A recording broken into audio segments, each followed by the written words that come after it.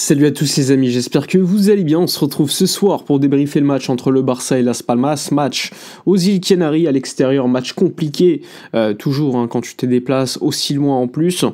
Surtout qu'il y avait une petite pression puisque l'Atlético avant le match avait gagné 3-0 à Mestalla. Donc ils étaient repassés devant le Barça. Donc il y avait un match avec beaucoup d'enjeux ce soir aux îles Canaries face à Las Palmas qui est en grande difficulté en ce moment, mais qui est toujours une équipe très compliqué à jouer. Je vous rappelle qu'à l'extérieur, le Real Madrid avait perdu des points à Las Palmas. Donc voilà pour ce match. Alors évidemment, on se rappelle du match aller où le Barça avait perdu à domicile contre Las Palmas. Donc on était quand même assez prévenus. C'est une équipe qui défend très très bas, qui joue à la contre-attaque. Il y a des joueurs comme Sandro, il y a des joueurs également comme Molero en attaque.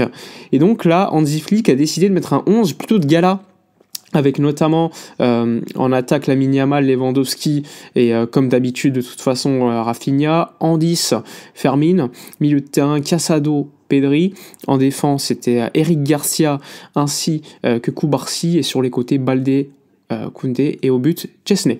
Côté Las Palmas, alors le coach a mis en place un dispositif en 4-4-2, on s'en doutait. Il y a notamment Essugo qui est un milieu de terrain très très référencé en ce moment, qui est pisté un petit peu par tous les gros clubs européens, notamment Chelsea. Il y a notamment Sandro Ramirez, l'ancien du Barça, Silesen au but, l'ancien du Barça aussi, Mika Marmol en défense qui a été formé au club. Bref, une équipe quand même plutôt pas mal, même si, évidemment, championnat d'Espagne, c'est compliqué, parce qu'ils luttent pour la relégation. Bon, le match, le Barça l'a gagné, comme vous le savez, sur le score de 2-0, mais bon, c'était un match très compliqué. Le match a été construit notamment en seconde mi-temps avec la rentrée de Dani Olmo qui a changé beaucoup de choses, mais ce qui est dérangeant, c'est d'avoir vu une première mi-temps où le Barça a été largement, je trouve, mis en difficulté. Alors, Las Palmas a peut-être eu beaucoup plus de situations que le Barça en première mi-temps. Il a fallu quelques situations où Chesney a fait une ou deux parades intéressantes.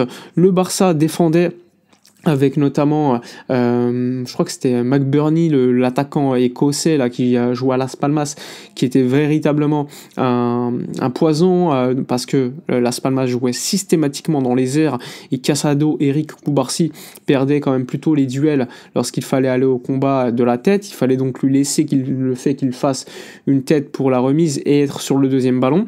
Ça, on l'a plutôt bien fait. Mais ce que je trouve, c'est que on a été en difficulté sur les situations où il y avait les changements d'aile vers Sandro ou vers Molero. Molero, à un moment donné, il fait une frappe qui passe pas loin des cages. Il y a une frappe, comme je vous l'ai dit, où Chesney doit faire un arrêt.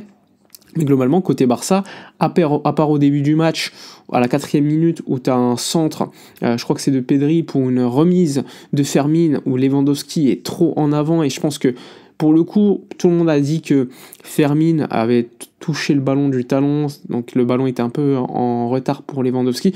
Je pense que Lewandowski doit être un peu en arrière parce qu'il est à la limite du hors-jeu, et s'il est un peu en arrière, il peut mettre le but du 1-0 qui débloque un petit peu le match. Sinon, on n'a rien vu. On a vu peut-être une frappe de Rafinha, mais ce qui était à noter, c'était la véritable pauvreté technique en première mi-temps, parce que le Barça, alors oui, la pelouse n'était pas dingue, ça c'est vrai, elle était gorgée d'eau, mais quand même, il y avait des situations où une passe n'arrivait pas dans les pieds, c'était beaucoup plus compliqué, que ça soit de tous les joueurs, tout simplement.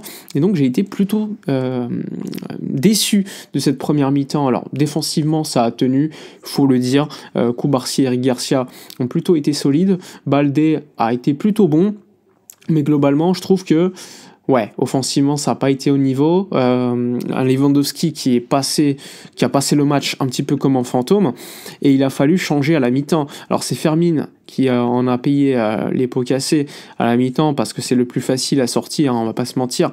Fermin, il fait pas un mauvais... Enfin, pas qu'il fait un bon match, loin de là, mais c'est loin d'être le pire, par exemple. Un Lamine Yamal, en première mi-temps, on le voit pas. Un Rafinha non plus. Lewandowski, c'est encore pire. Et pourtant, c'est Fermin qui va sortir. Et c'est Dani Olmo qui va rentrer.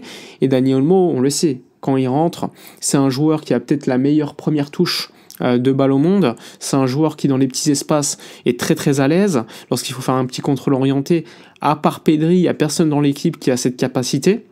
Et donc son entrée face à un bloc bas comme celui de Las Palmas qui défend très très bas et plutôt bien, eh bien ça a été un bienfait de la part de Hansi Flick. Et donc la rentrée de Dani Olmo a été salutaire. Elle a changé un petit peu tout le match parce que la seconde mi-temps a été beaucoup plus intéressante. Un Lamine Yamal qui est monté en puissance, on l'a vu, Lamine Yamal en première mi-temps, pas bon, techniquement, etc. Et la seconde mi-temps, beaucoup plus intéressant. Et il essayait, il lâchait pas. Alors oui, ça n'a pas eu les effets escomptés, mais c'était déjà beaucoup plus intéressant qu'en première mi-temps, et peut-être beaucoup plus intéressant que ce qu'on avait vu contre le Rayo aussi. Et donc ça a été intéressant de voir cette connexion Lamine, Koundé et Dani Olmo qui est à creuser, parce que Dani, on le sait, ça a beaucoup de qualité, et lorsqu'il s'associe avec d'autres joueurs qui à son niveau, ça peut être très bon. Et d'ailleurs, c'est le premier but du Barça qui va venir grâce à cette association Lamine Yamal, Dani Olmo, et là le contrôle de Dani Olmo, et la passe est aussi magnifique de Lamine Yamal, eh bien c'est dingue, et sur le but, il faut cette capacité de faire le crochet de Dani Olmo, et surtout, tout simplement, réussir à cadrer. Et là, on a eu peur, ça touche la barre et ça rentre finalement. Et donc, c'est le 1-0. Et à partir de là, Las Palmas était un petit peu obligé de changer son style de jeu, parce que en première mi-temps et jusqu'au but, c'était vraiment on défend. Et là, il fallait marquer pour revenir dans le match. Et donc, ça a changé un petit peu la physionomie de cette performance. Le Barça a fait quelques changements, on les a vus, avec notamment les rentrées de Frenkie de Jong, ou encore pour soulager un petit peu, il y a eu Ferran Torres. Donc le Barça avait besoin de 109. Un Pedri qui a été ovationné pour son retour aux îles Canaries. Et Pedri, je trouve qu'encore une fois, comme d'habitude, c'est un petit peu le déclencheur de tout. C'est un joueur qui est systématiquement qui doit avoir le ballon pour contrôler le tempo du match. Et en ce sens, c'est un joueur qui est capital. Mais là, je trouve que il n'a pas été, on va dire, à la dernière passe suffisamment, parce que les espaces étaient véritablement très très minces en face. On laissait vraiment peu d'espace, et c'est pour ça aussi que Lewandowski, on l'a pas vu du tout. Et je pense qu'un joueur comme Ferran Torres, comme on l'avait vu contre Valence ou d'autres entrées, était peut-être beaucoup plus intéressant que Lewandowski, qu'on l'a vu. Il a joué énormément de temps de jeu pour rien du tout, on va pas se mentir. Finalement, Lamine Yamal va également sortir.